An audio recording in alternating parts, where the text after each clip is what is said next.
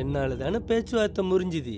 ஆ, எனக்கு இன்னும் வேணா தன்னை கொடு, ஆனா எங்க பணத்தை கொடுத்துடு. ஆ. என்ன வேணாலும் பண்ணலாமா? அப்போ ஒன்று செய்.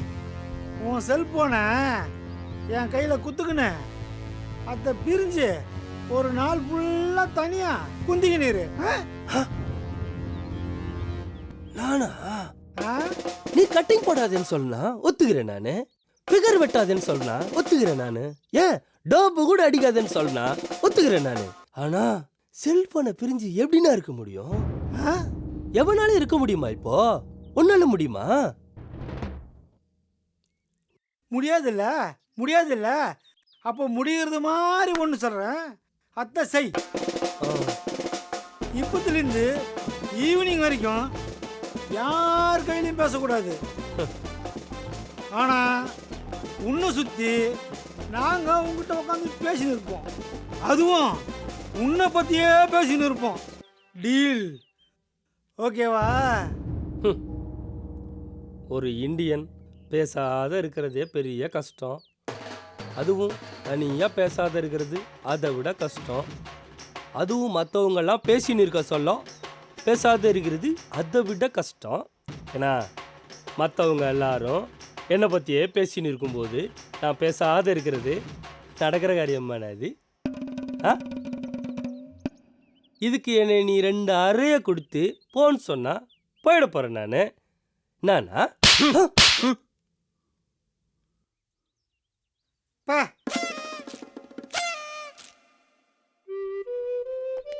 அட பாவிங்களா, என்னடா இது? வாலாட்டினா கூட கடிக்கிறானுங்க இவனுங்க. நாயா பண்ணியானே தெரியலையே. டேய், நான் சொல்றத கவனமா கேட்டுக்கோ. நீ அம்மாவை கரெக்ட் பண்ணிக்கோ, நான் பொண்ணை கரெக்ட் பண்ணிடுறேன். டேய், சரி சரி ஓகே ஓகே. நீ வேணா பொண்ணை கரெக்ட் பண்ணிக்கோ, நான் அம்மாவை கரெக்ட் பண்ணிடுறேன். இப்போ ஓகேவா? என்னடா அசிங்கமா பேசி நிக்கிற? அசிங்கமா பேசுறேனா? டேய், அவங்கள சமாதானப்படுத்தி ஜாயின் பண்ணாதானே நாம குமார ஜெயிக்க முடியும். அதுக்கோசரம் சொல்லி நீங்கிற அசிங்கமா பேசுறேன்ற. ஓ, உங்களுக்கு புத்தி அப்படி போகுதோ? ஏய், இருக்கிற சூழ்நிலையில என்ன இப்படிலாம் யோசிச்சு நிற்கிற? வாடா மா. வாங்க தம்பி. இருக்கட்டும்மா. மா, நீங்களும் பாவம் நாங்களும் பாவம். நாம எல்லாம் குமார் கையில மாட்டிக்கணும் அப்பாவிங்க.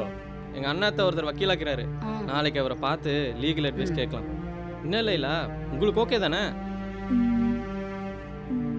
ஓகே. தேங்க்ஸ் லைலா. வரேங்க ஆண்டி. சரி. என்னடா பார்க்குறேடா?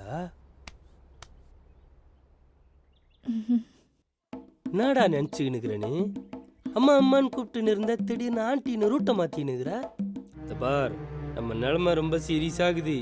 அத்தை புரிஞ்சுக்கின்னு கொஞ்சம் பொறுப்போட நடந்துக்கோ. நீ அந்த ஃபிகரை உஷார் பண்ண பாக்குறேன்னு மட்டும் எனக்கு நல்லா தெரியுது. அச்சே கம்முன்னு கடை. இதோ பார், அழகான ஃபிகர்களை பெற்ற எல்லா அம்மாக்களும் ஆன்ட்டிக்கு தான்டா. அத்தை விடு. ஆனால் எப்படியோ டோமரு நாம் பில்டப் குமார் கையில் சமாதானம் பேசுனதை மறைச்சு நாம நல்லவங்கன்னு அவங்கள நம்ப வச்சுக்கணும். ஆனால் ஒரு விஷயத்த நீ நல்லா புரிஞ்சுக்கோ. பொய் சொல்றதுன்றது பணமுறை ஏறுறா போல. ஏறிக்கணும் நொங்கு, சருகணும்னு வச்சுக்கோ சங்கு தான். இது பிளாசபி. அப்பால ஒரு மெசேஜுக்கு இது கேளு. மோதல்ல ஆரம்பிச்ச லைலாவோட பழக்கம் இப்போ சமாதானத்தில் ஜாயிண்ட் ஆகிக்குது. அதை தயவு செய்து காதலா கன்வெர்ட் ஆகிடாம பார்த்துக்கடா. என்னடா லூஸ் மாதிரி பேசிக்கினுக்கிற? லவ் பண்ணுற நிலமையில நம்மளை பில்டப் குமார் வச்சுக்கினுக்கிறான். அதுக்கு சொல்லடா, இந்த லவ்வுக்குதே லவ்வு அது கொசு போல. நாம என்னதான் கொசுவத்தி கொளுத்தி வச்சாலும் காதாண்ட ஒரு கொசு எங்குமே அத்தை போல வந்துடும். நாம தான் கொஞ்சம் ஜாகிரதையா இருக்கணும். அதுக்கொசரம் சொல்லி நிக்கிறேன்.